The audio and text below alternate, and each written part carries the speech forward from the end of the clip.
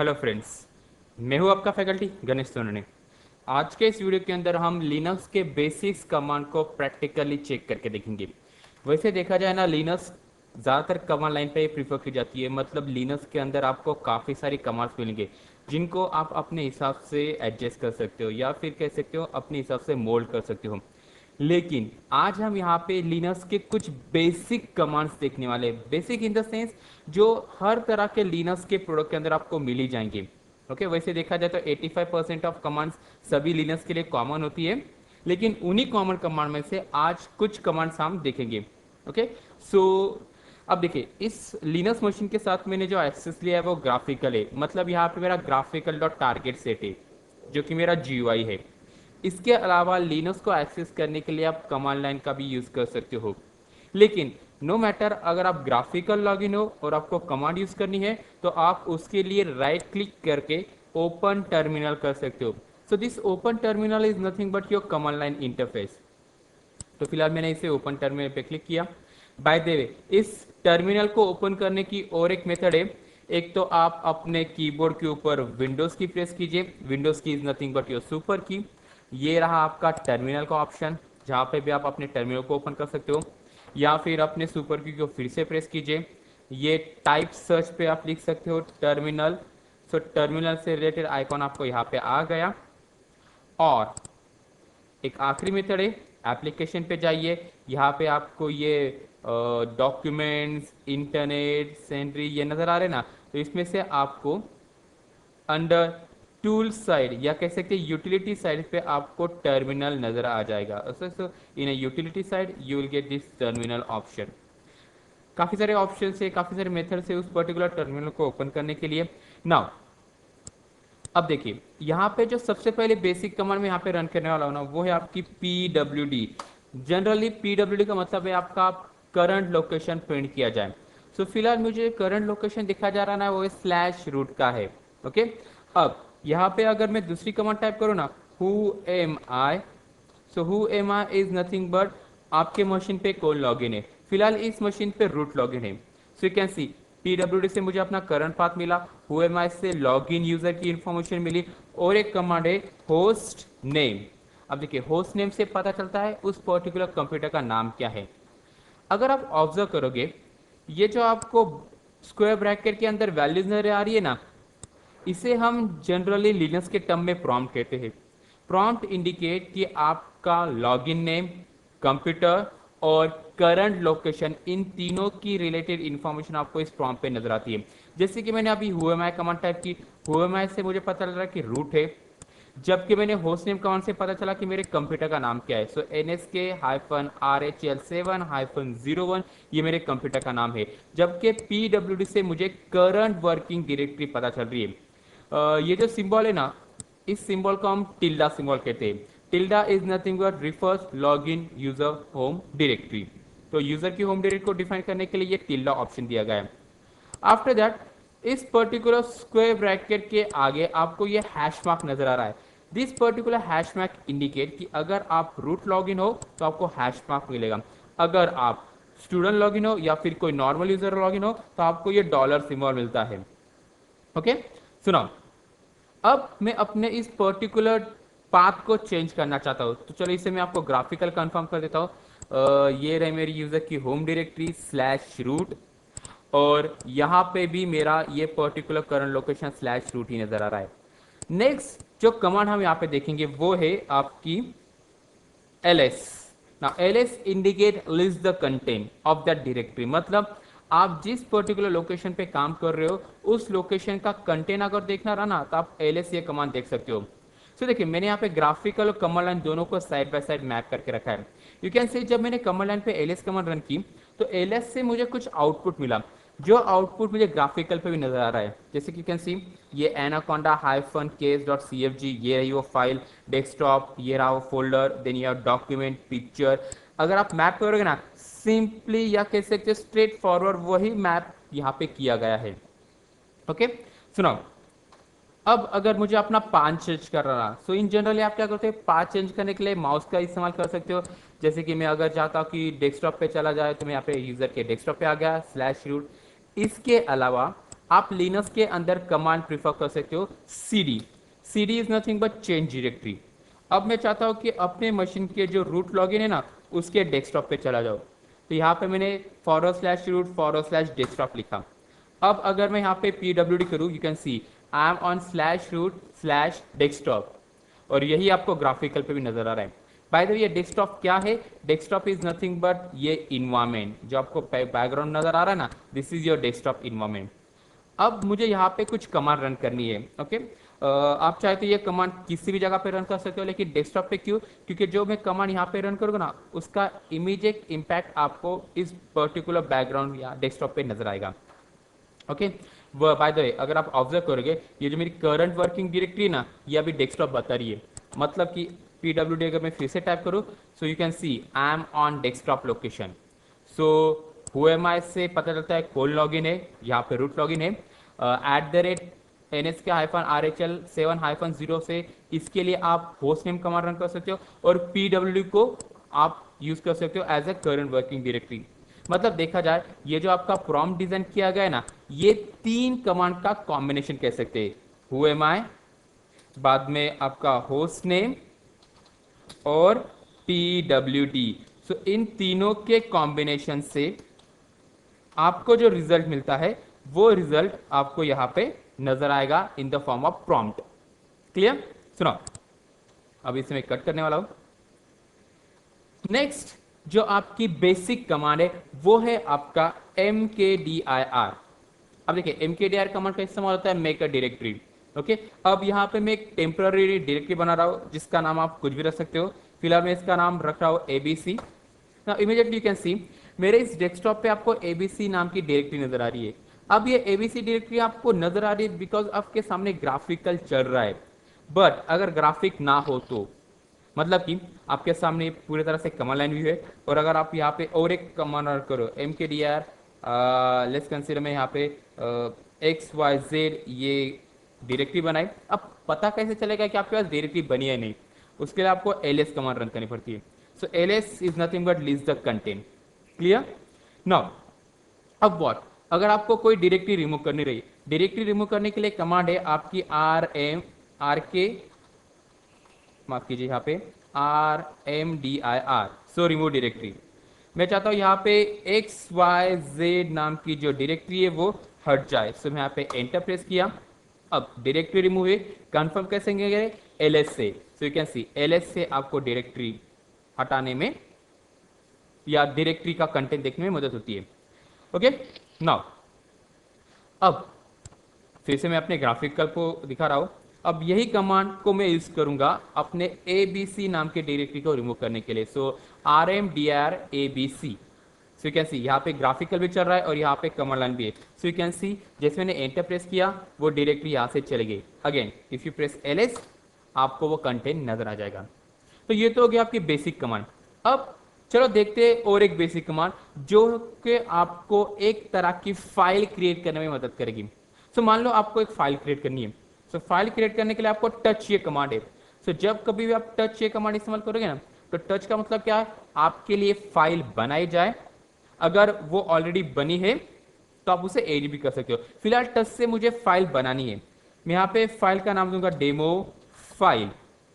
Okay, हालांकि देखा जाए लिनक्स विदाउट एक्सटेंशन पे काम करता है, मतलब स्पेसिफिक एक्सटेंशन देने की जरूरत नहीं है। जैसे कि आप विंडोज के साथ काम करते हो mp3, mp4, pdf, xls, then you can say that txt, ये कुछ एक्सटेंशन देते हो। लिनक्स के अंदर विदाउट एक्सटेंशन फाइल भी एग्जीक्यूट होती है। लेकिन प्रॉब्लम कब आती है? जब आप उस पर्टिकुलर फाइल को ग्राफिकल एप्लीकेशन के साथ ओपन करोगे। ओके, मतलब आपने एक लिनक्स के ऊपर कमांड लाइन फाइल बनाई और उस फाइल को आप ग्राफिकल पे एक्सेस करना चाहते हो, तो ज़्यादातर ग्राफिकल एप्लीकेशन डिजाइन किए गए एक्सटेंशंस को पढ़ने के लिए, तो यहाँ पे आपको एक्सटेंशन देना जरूरी है। जैसे कि txt एक्सटेंशन होता है आपके नोटपैड का या फिर नॉर्मल फाइल का, जबकि आपका mp4 एक्सटेंशन होता है आपके वीडियोस फाइल का, mp3 होता है आपके म्यूजिक फाइल का। ओके, उसी तरह से आप यहाँ पे jpg या फिर pdf ये कुछ एक्सटेंशन यूज कर सकते हो। फिलहाल यहाँ पे मैं एक्सटेंशन सिंपल रखने वाला हूँ txt। So now you can see जैसे मैंने यहाँ पे एंटर प्रेस किया, मेरे सामने एक फाइल आ चुकी है, ये रही demo file dot T. Again आपको चेक करना रहा तो आप एलएस कमांड का इस्तेमाल कर सकते हो। अगर आप ऑब्जर्व करोगे, जब हमने डायरेक्टरी बनाई थी तब कलर कुछ अलग था, जा कि मैंने फाइल बनाई तब कलर कुछ अलग था। सो इन जनरली देखा जाए ना, सो ब्लू कलर इंडिकेट करता है इसे डायरेक्टरी, जबकि वाइट कलर, अब यहाँ पे मैंने जो टेक्स्ट का कलर रखा है वो ऑरेंज है। तो इन जनरली वाइट कलर्स इंडिकेट की आपकी नॉर्मल फाइल है, पर ज़्यादातर डायरेक्टरी या फाइल है, इसे कंफर्म करने के लिए आप एलएस के साथ और एक कमांड रन कर सकते हो या फिर एक ऑप्शन यूज कर सकते हो। सो उससे पहले मैं यहाँ पे एम के डी आर, चलो मैं एक डायरेक्टरी बना दूंगा, M K D R A B C नाम की डायरेक्टरी मैंने फिर से बना दी। Now LS, you can see I have one directory, I have one file. अब कंफर्म कैसेंगे, एलएस के साथ अगर स्पेस देने के बाद आप ऑप्शन एल यूज करते हो। देखिए हमने पिछली बार देखा था कि लिनक्स का बिहेवियर आपको चेंज करना रहा ना, तो कमांड के साथ ऑप्शन यूज कर सकते हो। तो L, this is my option. L से क्या होगा, मुझे उस पर्टिकुलर लोकेशन पे, मतलब यहाँ पे डेस्कटॉप पे जितने भी फाइल्स और डायरेक्टरीज अवेलेबल है ना, उनकी परमिशन के बारे में जानकारी मिली। So L S space hyphen L देने के बाद यू कैन सी ये मेरी परमिशन स्टैंजा और ये मेरी ओनर को ने ग्रुप ओनरशिप किया है और कब क्रिएट की गई। हालांकि परमिशंस, ओनर, ग्रुप ओनरशिप, ये जो कंटेंट है आप इसे हम इन डिटेल बाद में पढ़ेंगे। राइट नाउ आप ऑब्जर्व कीजिए, अगर आपके पास कोई डायरेक्टरी है तो डायरेक्टरी के सामने ये डी लेटर आता है। अगर वो कोई नॉर्मल फाइल रही तो इस हाइफन से इंडिकेट किया जाएगा।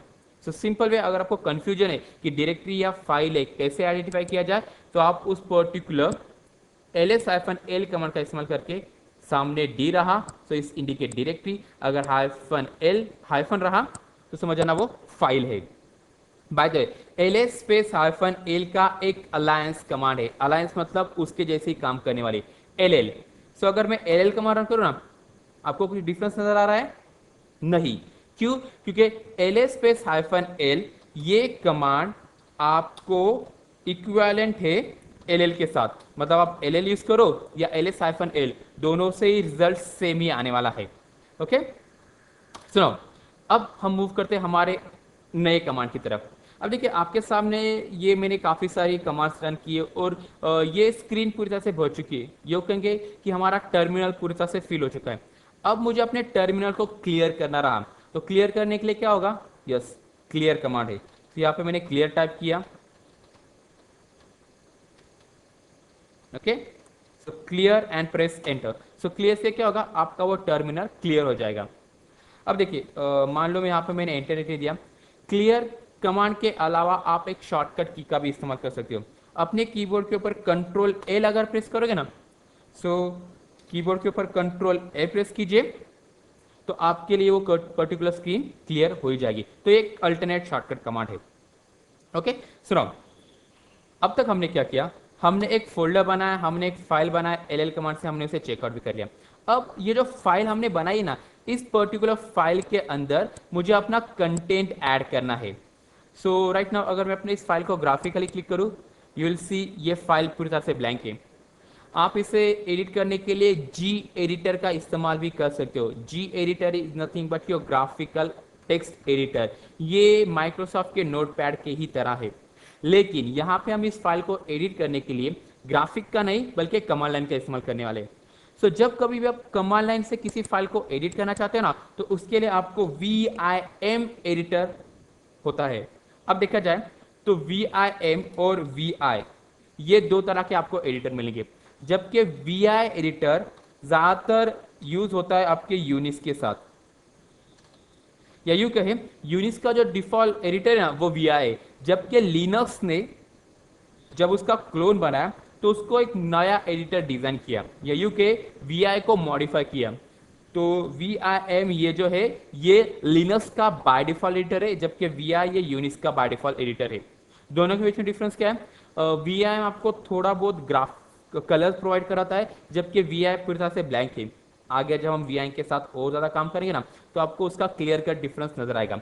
फिलहाल के लिए आप दोनों में से किसी का भी इस्तेमाल कर सकते हो, लेकिन मैं लिनक्स का डिफॉल्ट यूज करने वाला हूँ जो कि मेरा VI है। एम, और इससे मैं इस फाइल को एडिट करूंगा। तो मेरी फाइल है vi space demo file dot T. अब जैसे मैंने यहाँ पे एंटर दिया, वीएम एडिटर तीन तरह से काम करता है। सबसे पहले जो मोड होता है आपका कमांड मोड, दूसरा मोड होता है आपका इंसर्ट मोड जहां पे आप एक्चुअली फाइल को एडिट करते हो, और तीसरा मोड होता है आपका एस्केप मोड। सो जब कभी भी आप वीएम और फाइल का नाम एंटर करते हो तो आपको बाय डिफॉल्ट जो मोड मिलता है ना, वो आपका कमांड मोड है। जिस कमांड मोड में आपको नीचे की तरफ फाइल का नाम नजर आएगा और साथ ही साथ आपको उससे रिलेटेड कैरेक्टर्स और लाइंस नंबर नजर आती है। ओके, बाय द वे ये जो सिंबल नजर आ रहे हैं ना टिल्डे के, ये just indicate number of lines. Okay ना, अब मुझे वीएम के दूसरे एडिटर के अंदर जाना है। तो एडिटर के अंदर जाने के लिए आपको कीबोर्ड के ऊपर आई प्रेस करना है ना। अगर आप ऑब्जर्व करोगे नीचे की तरफ आपको उसका इम्पैक्ट नजर आएगा, और हालांकि आप मेरे कीबोर्ड को देख नहीं सकते हो, लेकिन मैं कोशिश करूंगा कि अपने कीबोर्ड को जोर से एंटर प्रेस करूं। तो मैं अपने कीबोर्ड के ऊपर आई जोर से एंटर प्रेस किया। Now you can see I am in insert mode. इस इंसर्ट मोड में आप अपने वीएम फाइल को एडिट कर सकते हो। सो जैसे कि यहाँ पे this is my test file for VM. Okay, तो ये मैंने कुछ कंटेंट टाइप किया। अब इस कंटेंट को मुझे सेव करना है, मतलब मेरे वीएम के थर्ड मोड पे जाना है। तो उसके लिए मुझे क्या करना पड़ेगा, सबसे पहले अपने कीबोर्ड के ऊपर एस्केप की नजर आ रही है, सो एस्केप की प्रेस कीजिए। उसके बाद में आपको शिफ्ट दबा के रखना है और कोलन, सो शिफ्ट कोलन। ओके, इसके बाद में आपको W यूज करना है। W stand for save. तो यहाँ पे मैंने W प्रेस किया तो ये फाइल सेव हो गई। Okay, you can C return. मान लो अगर उस फाइल को सेव करके बाहर निकलना चाहते हो तो आपको क्या करना पड़ेगा, फिर से आपसे कीबोर्ड के ऊपर एस्केप प्रेस करना पड़ेगा, shift colon W stand for save, और यहाँ पे आपको Q टाइप करना है, Q स्टैंड फॉर क्विट। सो अगर मैं यहाँ पे WQ करता हूँ, एंटर, अब मैं उस फाइल के बाहर आ चुका हूँ। ओके, अब अगर मैं इस फाइल का कंटेंट देखना चाहता हूँ, नो मैटर आप ग्राफिकल भी चेक कर सकते हो, just you have to click that file. ये रहा मेरा कंटेंट, लेकिन मेरा ज्यादातर इंटरेस्ट किसमें है, कमांड लाइन की तरफ। तो अगर मैं फाइल का कंटेंट देखना चाहता हूं ना, तो मुझे इस वीएम की जगह कैट ये कमांड यूज करनी है। So cat is nothing but contaminate, या फिर किसी फाइल का कंटेंट देखने के लिए आप कैट कमांड का इस्तेमाल कर सकते हो। तो यहाँ पे मैंने कैट कमांड टाइप की, फाइल का नाम दिया and press enter. You can सी मेरे उस पर्टिकुलर फाइल के अंदर ये था मेरा मैसेज। क्लियर। अब वीएम के साथ हम और एक काम करने वाले। चलो मान लो मुझे इस फाइल को फिर से एडिट करना रहा, तो again you have to use the VM editor with the file name. यहाँ पे मैंने एंटर प्रेस किया, अपने कीबोर्ड के ऊपर आई प्रेस कीजिए ताकि आप उस फाइल के अंदर आ जाओ, और चलो इस फाइल को हम एडिट करेंगे।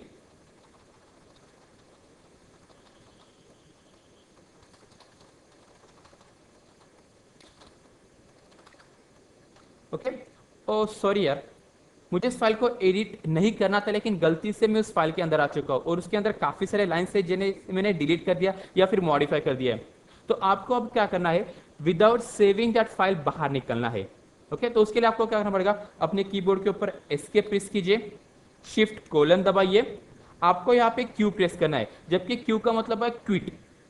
ओके, और आपको यहाँ पे एक्सक्लेमेटरी मार्क भी देना है। सो यहाँ आपको शिफ्ट एक्सक्लेमेटरी मार्क। सो एस्केप शिफ्ट क्यू एक्सक्लेमेटरी से क्या होगा, मान लो आप किसी फाइल के अंदर आ चुके हो, उसके अंदर आपने चेंजेस किए, लेकिन इस चेंजेस को सेव नहीं करना है।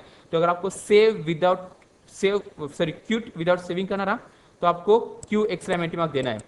सो देखिए मेरे फाइल के अंदर ये कंटेंट है, मैंने यहाँ पे क्विट विदाउट सेविंग कहा, एंटर देने के बाद अगर मैं फिर से कैट करता हूँ तो मेरा कंटेंट एज इट इज ही है। हालांकि वीएम एक एडवांस लेवल पे हो जाता है, तो आने वाले कुछ वीडियो में हम वीएम एडिट को इन डिटेल पढ़ेंगे। फिलहाल के लिए वीएम की आपको आइडिया आ ही गई होगी। सो एलएस, तो अब तक हमने कितने कमांड रन किए, सो यू कैन सी हमने mkdir कमांड देखना, हमने rmd कमांड देखी जिससे आप डायरेक्ट रिमूव कर सकते हो, हमने टच कमांड देखी, देन हमने ls के साथ -l लगा देखा, हमने क्लियर कमांड देखी और ll कमांड करके देखी। अब मान लो आपको किसी फाइल को रिमूव करना रहा, सो रिमूव करने के लिए आप क्या कर सकते हो, एक कमांड यूज कर सकते हो। So rm is a command to remove a file. तो यहाँ पे मैंने अगर मैं फाइल का नाम देता हूँ, सो प्रेस एंटर, यू कैन सी जब ये आप rm कमांड का इस्तेमाल करते हो ना, तो आपको एक लिनक्स का एक बिहेवियर नजर आएगा। बिहेवियर ये है कि फाइल को रिमूव करने से पहले आपको वो इंडिकेशन प्रोवाइड करता है कि भाई आप जो फाइल रिमूव करना चाहते हो उसका नाम ये, आप सच में उसे डिलीट करना चाहते हो या नहीं। इसने मुझे क्वेश्चन पूछा है, अगर मैं अपने कीबोर्ड के ऊपर नो लिखूं, तो मैंने एन टाइप किया तो देखिए फाइल जैसी की जैसी थी, लेकिन अगर मैं यहाँ पे वाई लिखता हूं तो क्या सी वो फाइल चली गई। तो आपको कैसे पता चलेगा, आप यहाँ पे एलएस कमांड का इस्तेमाल कर सकते हो। So file is no more. Clear. तो अब हम लिनक्स के और कुछ कमांड देखेंगे, basic command by the way. तो सबसे पहले मैं अपनी क्लियर स्क्रीन कर दूंगा कंट्रोल ए प्रेस करके। Now next command is your date. अगर आपको डेट देखना रहा तो आप डेट कमांड का इस्तेमाल कर सकते हो। नाउ कैन सी इस मशीन का जो टाइम है वो मंडे सितंबर 12, ये रहा आपका टाइम और ये आपका साल। ओके उसके बाद में आपने टाइम कमांड का भी इस्तेमाल कर सकते हो। टाइम से आपको रियल टाइम, यूजर टाइम और सिस्टम टाइम नजर आएगा। देखिए real time, user time, system time ये एक तरह के आपके नंबर ऑफ टाइम सर्वर्स को प्रीफर करता है, मतलब आपके एनटीपी सर्वर से रिलेटेड टाइम स्पैन। अगर मैं सिंपली कहूँ ना तो ऑपरेटिंग सिस्टम को तीन जगह से टाइम मिल सकता है। एक आपके एनटीपी सर्वर के थ्रू, दूसरा ऑपरेटिंग सिस्टम के थ्रू, मतलब आप ग्राफिकली उसका टाइम एडजस्ट कर सकते हो, और तीसरा होता है आपके बायोस के थ्रू। ओके तो बायोस के अंदर भी एक बायोस सीमॉस चिप रहती है जो आपके डेट एंड टाइम को मैनेज करती है, तो उससे रिलेटेड आपको यहाँ पे जानकारी नजर आएगी। ओके तो अगर आपको यहाँ पे कैलेंडर देखना रहा तो कैलेंडर कैसे देखेंगे, आपको कैलेंडर के लिए क्या लिए कमांड यूज करनी है। सो you can C current calendar, मतलब कौन से मंथ का कैलेंडर है आपको नजर आएगा, सितंबर 2016, और ये रही आज की तारीख जो कि यहाँ पे 12 बताई जा रही है। लेकिन मान लो आपको पूरे साल का कैलेंडर दिख रहा है, तो आप क्या कर सकते हो, कैल ये कमांड टाइप कीजिए और आगे आपको साल स्पेसिफाई करना जरूरी है। तो इसके लिए सबसे पहले मैं अपनी स्क्रीन को फुल स्क्रीन कर रहा हूँ। देखिए अगर आपको इस पर्टिकुलर टर्मिनल को फुल स्क्रीन करना रहा ना तो उसके लिए एक शॉर्टकट भी है। अपने कीबोर्ड के ऊपर F11 प्रेस कीजिए तो आपके लिए वो शॉर्टकट काम करेगा। ओके सो F11 फिर से प्रेस कीजिए, मिनिमाइज हो गया, F11 फिर से प्रेस कीजिए, फुल स्क्रीन हो गया। अब मुझे यहाँ पे क्या करना है, स्पेसिफिक साल को देखना है, लेकिन मान लो जो मुझे देखना है 2012। सो यू कैन सी 2012 का पूरा कैलेंडर मेरे सामने डंप हो गया। चलो इसके मैं रेजोल्यूशन को एडजस्ट कर देता हूँ, दैट्स बेटर। ओके तो ये रहा 2012 का कैलेंडर। अगर मुझे देखना रहा 2020 का कैलेंडर, सो यू कैन सी मैंने यहाँ पे सिर्फ एंटर प्रेस किया तो 2020 का पूरा कैलेंडर मेरे सामने डंप हो चुका है। अब मान लो आपको specific month of specific year देखना रहा, जैसे कि मैं चाहता हूँ कि मुझे दिखाया जाए 8 मंथ ऑफ 1997। ओके सो अगर मैं यहाँ पे एंटर प्रेस करूँ, यू कैन सी अगस्त, ये 8 मंथ है और 1997 का ये आपको कैलेंडर नजर आ रहा है। सो ये भी एक आपको लिए बेनिफिशियल कमांड है, cal. Cal is use to see the calendar. अब नेक्स्ट बेसिक कमांड जहां पे हम मूव करने वाले वो आपकी इको कमांड। अब देखो ज्यादातर इको का इस्तेमाल प्रोग्रामर्स या मे भी अपने टाइटल को मेंशन करने के लिए करता हूं। टाइटल इन सेंस अगर आप इको के बाद कुछ भी लिखते हो ना, जैसे कि मान लो यहाँ पे लिखोगे दिस इज टेस्ट, तो देखिए इको के बाद जो कुछ भी है वो आपके स्क्रीन के सामने नजर आएगा। नजर आ रहा है दिस इज टेस्ट। तो echo is a very handy command आपके मैसेज या फिर आपके टॉपिक को एक्सप्लेन करने के लिए। ज्यादातर मैं जब इको कमांड का इस्तेमाल करता हूँ ना तो यहाँ पे उसे डबल कोट में रखता हूँ। डबल कोट इंडिकेट्स बाबा ये एक सेंटेंस है, not a specified command. So echo dash dash जो भी आपको मैसेज देना है और प्रेस एंटर। चलो यहाँ पे मैं लिखूंगा माय नेम इज गणेश। सुनो माय नेम इज गणेश, ये मैसेज आ चुका है। So echo is very handy command. Next command जो हम देखने वाले हैं वो है आपकी आईडी कमांड। अब देखिए आईडी कमांड से होता क्या है, चलो आईडी कमांड से देखने से पहले हम यहाँ पे हु एम आई कमांड देखेंगे। ओके सो हु एम आई से आपको पता चला कि कौन लॉगिन है, यहाँ पे रूट लॉगिन है, लेकिन उस रूट यूजर का आईडी क्या है। देखिए लिनक्स ज्यादातर है ना आईडी के ऊपर काम करती है, आइडेंटिफिकेशन नंबर। इसे हम इंटर रिलेटेड करें तो टेक एन एग्जांपल, आप जिस किसी कॉलेज में या फिर स्कूल में जाते हो तो आपको रोल नंबर असाइन होते हैं। So roll number is nothing but a number figure जिससे आपकी आइडेंटिटी पता चलती है उस क्लासरूम में या फिर उस कॉलेज के अंदर। तो उसी तरह से रूट यूजर तो है, लेकिन उस पर्टिकुलर रूट यूजर का आईडी क्या है, अकाउंट नंबर क्या है। तो अगर यहाँ पे मैं आईडी कमांड टाइप करूँ, यू कैन सी इस पर्टिकुलर लॉगिन यूजर का आईडी नंबर है 0, इसका यूआईडी जीआईडी ग्रुप ये भी 0 ही है। Bye the way GID UID होता क्या है, हम आगे एडवांस टॉपिक में पढ़ने वाले हैं। फिलहाल के लिए लॉगिन यूजर रूट का यूजर आईडी है 0। अब चलो आपको किसी और यूजर का यूजर आईडी देखना रहा है, जैसे कि स्टूडेंट। तो मेरे मशीन के अंदर स्टूडेंट नाम का अकाउंट भी है। तो स्टूडेंट अकाउंट का जो यूजर आईडी वो है आपका 100, इस आईडी कमांड को आप इंटर रिलेटेड भी यूज कर सकते हो। जैसे कि मैंने यहाँ पे आईडी कमांड टाइप किया, आगे मैंने यूजर का नाम स्पेसिफाई किया। मान लो मुझे यूजर का नाम पता नहीं, यूजर का अकाउंट नंबर पता है, जैसे कि 10,000,000। सो मैंने पूछा कि आईडी 1000 किसका है, तो देखिए आईडी 1000 स्टूडेंट अकाउंट का है। So this is a very handy command to see the ID of the particular user. So ID command के बाद हम जो आगे कमांड देखेंगे वो है आपका CP command. So normally CP command का इस्तेमाल होता है आपके कॉपी पेस्ट के फॉर्म में। तो चलिए सीपी कमांड को परफॉर्म करने के लिए मैं एक प्रैक्टिकल सिनेरियो यहाँ पे क्रिएट कर रहा हूँ। सो सबसे पहले हम देखेंगे हम कहाँ पे हम अपने डेस्कटॉप पे है, यहाँ पे आरएम, और ये जो हमने फोल्डर बनाया था ना इसको हम रिमूव करेंगे। बाय फोल्डर को रिमूव करने की और एक कमांड है वो है आरएम।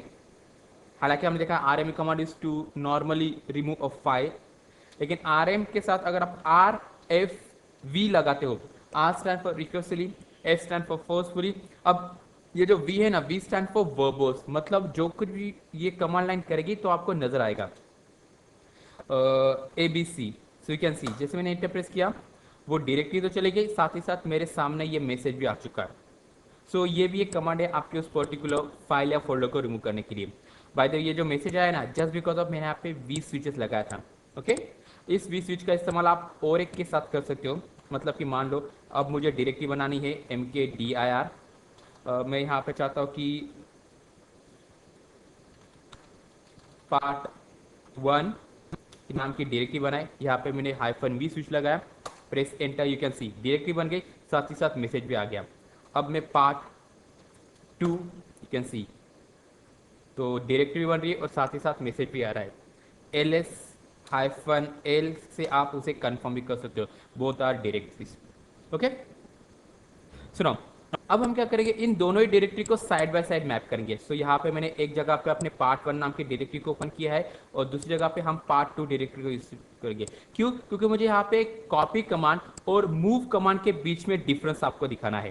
सो हमने दोनों ही कमांड्स को या फिर दोनों ही प्रॉम्प्ट को साइड बाय साइड मैनेज कर ही लिया है to just see our practical in a proper way. सुनो अब देखिए PWD करके मेरा पाथ क्या है, फिलहाल मैं /root डेस्कटॉप पे। अब मैं चाहता हूँ CD करके मेरा जो पाथ है ना वो चला जाए /root डेस्कटॉप पे जो मैंने फोल्डर बनाया था part 1, सो part 1 के अंदर चला जाए। सो मैंने पे CD टाइप किया, सो PWD से मेरा पाथ चल रहा है कि /root डेस्कटॉप के अंदर हो। अब यहाँ पे मुझे एक फाइल बनानी है। फाइल बनाने के लिए कमांड क्या है, टच। सो टच से हम बनाएंगे demo1.txt। ओके, और इस फाइल को मैं चाहता हूँ कि part 2 नाम के डायरेक्टरी के अंदर कॉपी किया जाए। ओके, सो बिफोर दैट इस पर्टिकुलर फाइल के अंदर हम कुछ कंटेंट भी ऐड करेंगे। अगर आपको कंटेंट ऐड करने के लिए ग्राफिकल का इस्तेमाल करना है तो आप उसका भी इस्तेमाल कर सकते हो। सो मैंने यहाँ पे टाइप किया दिस इज डेमो फाइल, इसे हम सेव करेंगे। नॉर्मली आपको यहाँ पे ऑप्शन दिया है सेव एज, जो नॉर्मली आपके हर ग्राफिकल इन्वायरमेंट के साथ मिलता है। सुनो अब मेरे part 1 नाम के डायरेक्टरी के अंदर फाइल है, उस फाइल को मैं चाहता हूँ कि part 2 नाम के डायरेक्टरी के अंदर कॉपी किया जाए। सो उसके लिए मुझे यहाँ पे कमांड करनी है CP। ओके, CP के बाद आपको प्रॉपर पाथ देना पड़ेगा, सोर्स एंड डेस्टिनेशन। मुझे पता है कि मेरा जो सोर्स है वो है आपका डेस्कटॉप part 1, और वहाँ पे part 1 पे जो फाइल है वो है आपकी डेमो। बाय द वे आपको पूरा पाथ नजर नहीं आ रहा है तो आप टैप प्रेस करके उसे ऑटो कंप्लीट भी कर सकते हो। तो ये रहा मेरा सोर्स, इसको मुझे कॉपी कहाँ पे करना है, /root डेस्कटॉप पे part 2 इस जगह पे। अब आप सोचोगे इतना लॉन्ग पाथ देखना जरूरी है। देखिए हम उसे एब्सोल्यूट पाथ मेंशन कर रहे हैं। This is called absolute path method. Absolute path मतलब क्या, आपके ट्री से शुरुआत होते हुए एक्चुअल लोकेशन कहाँ पे से लेके आपके उस ट्री के अंदर अल्टरनेट लोकेशन, सो जिसे कहेंगे हम एब्सोल्यूट पाथ मेथड। ओके, सो मैं चाहता हूँ कि मेरे डेस्कटॉप पे पार्ट वन नाम की जो डायरेक्टरी है उसके अंदर एक फाइल है डेमो वन फाइल, उसे उसी डेस्कटॉप पे पार्ट टू नाम के डायरेक्टरी की तरह ट्रांसफर किया जाए। सो यू कैन सी यहाँ पे ग्राफिकल चल रहा है, जैसे मैंने यहाँ पे एंटर प्रेस किया यू विल सी वो पर्टिकुलर फाइल मेरे पार्ट टू नाम के डायरेक्टरी के अंदर भी अपेयर हो चुकी है। ओके, चलो इसे मैं फिर से कंफर्म कर रहा हूँ। तो फाइल को मैंने डिलीट किया। डिलीट करने के लिए आप राइट क्लिक करके उसे रिमूव टू ट्रश भी कर सकते हो। ओके, या फिर उसे कैंसिल कीजिए। So select right click move to the trash. Okay, so just like वो फाइल वहां से चलेगी।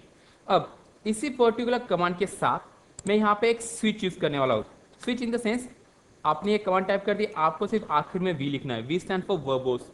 सब देखिए क्या होगा, यहाँ पे वो फाइल ट्रांसफर तो कर रहा है, कॉपी तो कर रहा है, साथ ही साथ मुझे यहाँ पे मैसेज भी आया। So can see this V is very important switch for us. मतलब जब कभी भी आपको आउटपुट देखना रहा ना, तो इस वीक हाइफन वीक को आप यूज कर सकते हो, तो आपको पता चलेगा कि एक्चुअली हो क्या रहा है। ओके, सो यू कैन सी उसने कहा कि ये पर्टिकुलर पार्ट वन में जो डेमो फाइल है उसे हमने पार्ट टू इस जगह पे कॉपी कर लिया है सक्सेसफुली। अब इस पर्टिकुलर फाइल को हम फिर से डिलीट करेंगे। So right click move to the trash.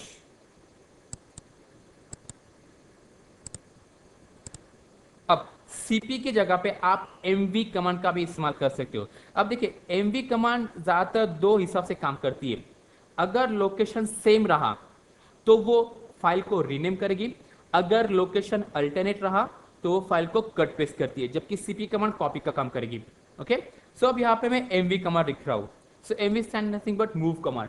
अब देखिए क्लियर कट, ये पार्ट वन एक अलग लोकेशन है और पार्ट टू ये अलग लोकेशन है। ये दोनों ही अलग अलग लोकेशन है। मतलब क्या, mv कमांड मेरे लिए क्या करेगी, यहाँ पे कट पेस्ट का काम करने वाली है। आप चाहे तो इसके साथ एक हाइफन वी मतलब वर्बो स्विच लगा सकते हो। सो आप केयरफुली ऑब्जर्व कीजिए कमांड लाइन पे क्या हो रहा है और ग्राफिकल पे क्या हो रहा है। सो you can C just because अब मैंने यहाँ पे वी लगाया था, इसलिए मुझे मैसेज आया कि वो पर्टिकुलर फाइल यहाँ से हटके इस पार्ट टू नाम के डायरेक्टरी के अंदर चली गई है, और साथ ही साथ graphically you can see part one से हटके वो फाइल पार्ट टू में चली गई है। सो ये है आपका MV ऑप्शन। ओके, सुनो चलो हम इसे अब हम देखेंगे MV का अलग इस्तेमाल। अब देखिए फिलहाल जो मेरा पाथ है वो पार्ट वन है, और इस पार्ट वन के अंदर मुझे कुछ भी कंटेंट नहीं आ रहा except this file one dot tilde. देखिए ज़्यादातर ये जो किसी फाइल के साथ पीछे आपको ये टिल्ला सिंबल आता है ना, इसका मतलब क्या, वो previous version of file copy कर रहा है, या फिर यू कह सकते हैं कि आपने कोई फाइल बनाई है उसके अंदर कुछ एडिट किया है, तो उसका जो प्रीवियस वर्जन है वो इस टिल्ला से नजर आएगा। ओके, चाहे तो आप इसे रिमूव कर सकते हो, rm-rfe देन डेमो टिल्ला, दैट्स बेटर। अब देखिए पार्ट वन के अंदर कुछ भी नहीं है। अब मैं चाहता हूँ कि मेरा लोकेशन चेंज किया जाए स्लैश रूट डेस्कटॉप पे जो पार्ट टू नाम की डायरेक्टरी ना उसके अंदर, क्यों कि उस पर्टिकुलर डायरेक्टरी के अंदर मेरी एक फाइल है। ओके, सो ls और ये pwd ये रही मेरी फाइल। अब यहाँ पे मैं mv कमांड का इस्तेमाल करूंगा, लेकिन इस जगह पे mv के अंदर जो मेरा पाथ है ना वो एक जगह पे है। सो मैं चाहता हूं कि ये जो डेमो नाम की फाइल है इस फाइल को रीनेम किया जाए। ओके, सो मैं चाहता हूं इस डेमो वन को नाम दिया जाए test doc dot pdf। Again you can use the verbose switches to see the confirmation. तो यहाँ पे मैंने एंटर प्रेस किया। अब ऑब्जर्व कीजिए ग्राफिकली क्या हो रहा है, साथ ही साथ command line just because of V switch है, इसने कहा कि डेमो वन डॉट टेक्स्ट का नाम उसने टेक्स्ट डॉट डॉक pdf कर दिया, और ये रही मेरी फाइल। अगर उस फाइल का कंटेंट देखना रहा तो आप कैट करके, अब इस फाइल का नाम चेंज हो चुका है, टेक्स्ट डॉक हो चुका है, तो एंटर प्रेस करने के बाद यही रहे हमारा कंटेंट। आप चाहे तो ग्राफिकली भी उसे कन्फर्म कर सकते हो। हालांकि पीडीएफ को रीड करने के लिए मेरे पास पीडीएफ एक्सटेंशन नहीं है, but no matter, command line पे आपको उसका इम्पैक्ट नजर ही आ रहा है। So MV works in two fashion. अगर अल्टरनेट लोकेशन है तो क्या करेगी, कट पेस्ट करेगी, जबकि सेम लोकेशन पे फाइल को रीनेम करने में इसका इस्तेमाल हो सकता है। नॉट टू फाइल, आप चाहे तो उस पर्टिकुलर डायरेक्टरी को भी रीनेम कर सकते हो। सो क्विकली हम डायरेक्टरी को भी रीनेम करके देखेंगे। सो अगेन मेरा लोकेशन पार्ट 2 नाम के डायरेक्टरी के अंदर ही है। हम क्विकली यहाँ पे एक फोल्डर बनाएंगे mkdir-v। अगेन आपको पता है v स्टैंड फॉर वर्बोस। यहाँ पे मैं एक डायरेक्टरी बनाना चाहता हूँ, उस डायरेक्टरी को नाम लिखेंगे हम dir1। Now you can see what happen, mkdir, माफ कीजिए यहाँ पे मैंने कमांड मिस्टेक की है। चलो अच्छी बात हुई। यू कैन सी जब कभी आप किसी तरह की कमांड टाइप करते हो या फिर मिस्टेकन होती है, आपको यहाँ पे कुछ हेल्प नजर आती है। हालांकि मैंने यहाँ पे mdki ये कमांड रन की, लेकिन वो मुझे कह रहा है कि ये कमांड पता नहीं है, इस अननोन कमांड। लेकिन आप चाहे तो उससे रिलेटेड एक कमांड यूज कर सकते हो, mkdir। मतलब लिनक्स आपको खुद हेल्प प्रोवाइड कराती है। सो मेरी कमांड क्या है, mkdir, ना के mdkir समथिंग। ओके सुनाओ, यू कैन सी मेरे पास एक डायरेक्टरी बन चुकी है dir1। अब इस dir1 को मुझे कट पेस्ट ही करना है, मुझे रीनेम करना है। तो यहाँ पे मैं mv टाइप करूंगा, v stand for verbose. dir1 मेरी डायरेक्टरी है और इस डायरेक्टरी को मैं नाम देना चाहता हूँ, let's consider data1। Press enter. Now you can सी इस पर्टिकुलर डायरेक्टरी का नाम भी यहाँ पे रीनेम हो चुका है। ओके तो ये है आपकी कुछ मोस्ट इंपॉर्टेंट कमांड्स। नेक्स्ट जो हम कमांड देखने वाले हैं वो है आपकी अप टाइम। मान लो अगर आपने किसी ने आपको पूछा कि आपके कंप्यूटर को कितने समय से ऑन किएगा, तो आप अप टाइम ये कमांड का इस्तेमाल कर सकते हो। तो यहाँ पे आपको पता चलेगा कि मेरी मशीन कितने समय से अप है। ये तकरीबन 57 मिनट से अप है, 2 यूज़र लॉगिन है, इसके ऊपर total load and so on. Then जो नेक्स्ट कमांड हम यहाँ पे देखेंगे वो है यूनेम। अब यूनेम कमांड का इस्तेमाल क्यों होता है? नॉर्मली यूनेम कमांड से आपको पता चलेगा कि आपके मशीन का वर्जन कौन सा है। तो यहाँ पे मुझे लिनक्स बताया जा रहा है, लेकिन इतना ये पावरफुल नहीं है। तो लिनक्स मुझे पता है ये लिनक्स ही है, लेकिन लिनक्स का कौन सा वर्जन है उसका डिटेल इन्फॉर्मेशन देखना रहा तो आप यूनेम के साथ -a लगा सकते हो। सो -a क्या है, आपका एक ऑप्शन है।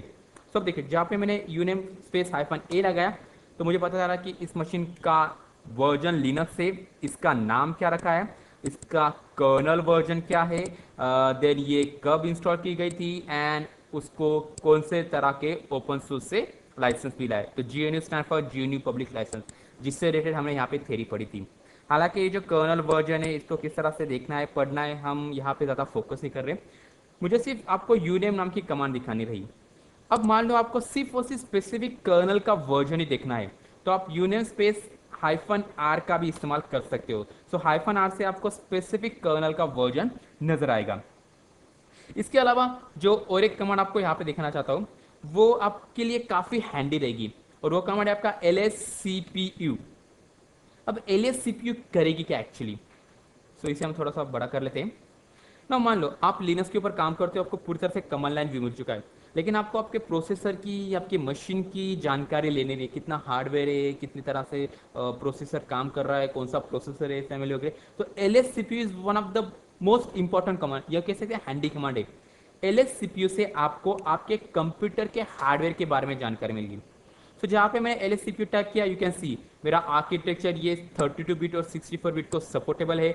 मेरा CPU ये ड्यूअल कोर है, जिसमें से प्रोसेसर वेंडर कौन सा है, AMD।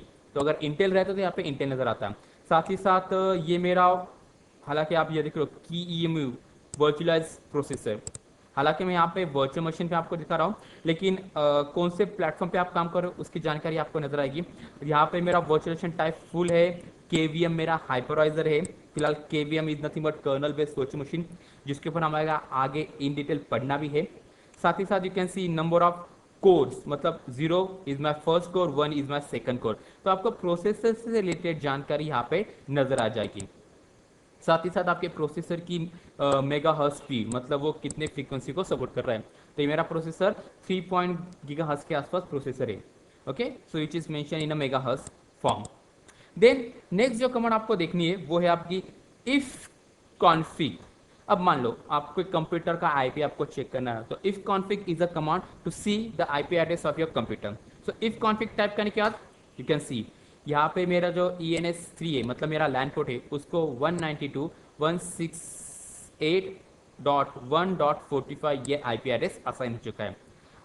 नेटवर्किंग में हम इफ कॉन्फ़िग और नेटवर्क के साथ और ज़्यादा डिटेल देखने वाले हैं। फिलहाल के लिए इतनी कमांड काफ़ी है। नेक्स्ट यहाँ पे आपको पिंग कमांड का इस्तेमाल होगा। नॉर्मली पिंग कमांड से हम कनेक्टिविटी चेक करते हैं। तो मान लो मेरे नेटवर्क में एक एड्रेस है, जिस पर्टिकुलर एड्रेस को मैं पिंग करना चाहता हूँ, तो मैं चाहता हूँ कि 192.168.1.252। अब 252 मेरे इस नेटवर्क का एक अलग कंप्यूटर है। हालांकि अगर आप ऑब्जर्व करोगे, मैंने जब यहाँ पे इफ कॉन्फिग ये कमांड रन की थी ना, तो इफ कॉन्फिग से मुझे पता चला कि इस कंप्यूटर का नाम, मतलब NSK RHL7-04 जो मशीन है, उसका IP 1.45 आखिर में। जबकि मैंने जब पिंग किया ना, पिंग करने के लिए मैंने 252 का इस्तेमाल किया है, मतलब इस next computer which is next to my computer. Enter press करने के बाद यू कैन सी यहाँ पे 64 पैकेट्स ट्रांसफर हो रहे हैं। ओके और ये आपका ICMP stand for internet connection messaging protocol, एक तरह का इको फॉर्मेट होता है।